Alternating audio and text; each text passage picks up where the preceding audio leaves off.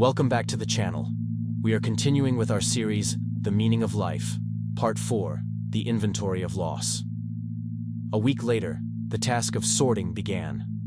Elena stood before his closet, the air thick with the smell of his wool coats and old leather shoes.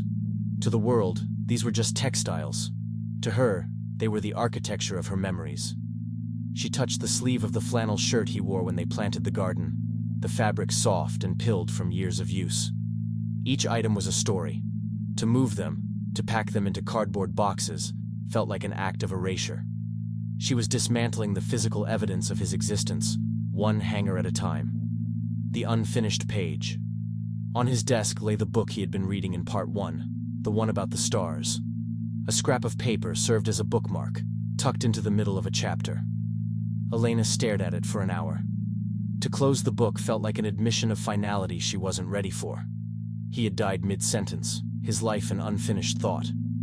She found a pen in the drawer, his teeth marks still visible on the plastic cap. She realized that we never truly finish a life. We just run out of time to tell the rest of it. The tragedy wasn't the silence at the end, but the beauty of the words that never got spoken. The charity of memory.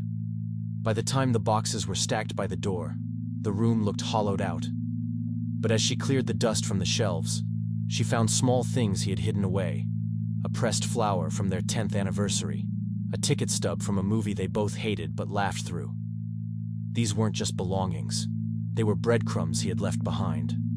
She realized that while she could give away his clothes, she couldn't give away the way he had shaped her soul.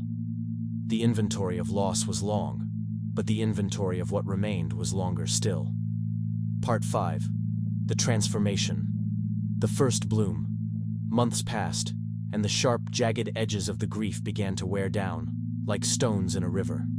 Spring arrived, and with it, the garden Marcus had tended so carefully began to stir. Elena stood in the dirt, watching the first green shoots of the peonies push through the soil. She remembered him saying that stars scatter their stuff to make new life. She looked at her hands, stained with the same earth he had turned a year ago, and felt a strange, quiet hum of connection. He wasn't in the ground. He was in the energy that made the flowers reach for the light. The new language. Elena found herself talking to him, not in the desperate pleas of the early days, but in a steady, internal monologue. She navigated the world with his voice as a permanent passenger. When she saw a sunset particularly vibrant, she thought, "Look at that, Marcus." When she made a difficult decision, she felt the phantom nudge of his encouragement.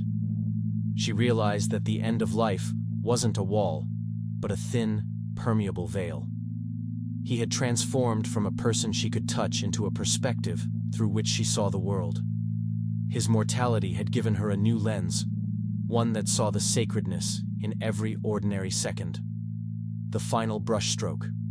One evening, sitting on the porch where they had once watched the wind, Elena felt a profound sense of peace. The fear that had haunted their final weeks was gone. She understood now what he meant about the final brushstroke. Her life was still being painted, but the colors he had added were permanent.